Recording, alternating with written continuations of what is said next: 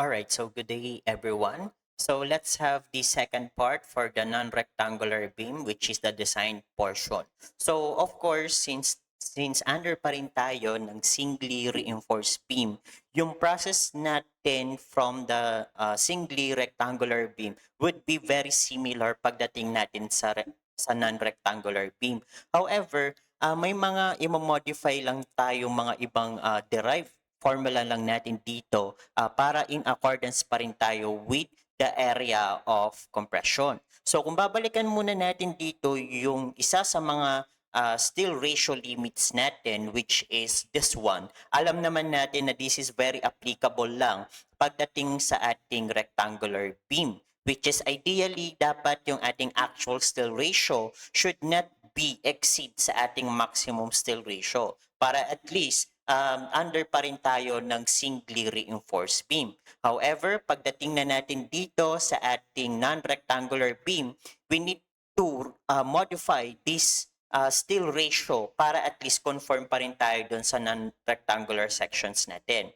So this time around naman class, instead of comparing still ratios, dito naman ay we will now comparing the actual still area. Okay? So, same pa rin yung magiging procedure natin dito, which is ideally para under ka pa rin ng singly reinforced beam, dapat yung ating actual steel reinforcement natin would not be exceed dito sa ating maximum steel area natin. Ngayon, bakit nga ba tayo nagko-compare in terms of steel area at hindi na sa steel ratio? Dahil kung babasahin ninyo yung code provision, especially on the minimum reinforcements natin, yung base times yung effective depth na nandoon sa ating NSCP 2015, actually, this is just the value of our cross area. Kumbaga, yung nasa code provision natin doon, pang rectangular lang. Kaya lang kasi since tayo ay nasa non-rectangular section, alam naman natin na yung base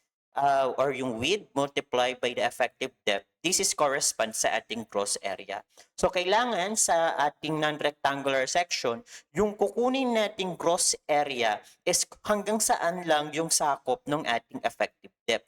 So we can determine that, no? So eventually, instead of using the still ratio, yun nga, sabi ko nga kanina, we will now comparing it in terms of area of reinforcement. Okay? Ngayon, paano naman natin makukuha yung area of reinforcement?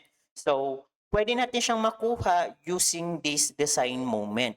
So, babalik na rin lang natin yung steps na ginawa natin coming from our analysis. So, manggagaling tayo dito sa given na bending moment, and then we need to solve for the value of the depth of the rectangular stress block.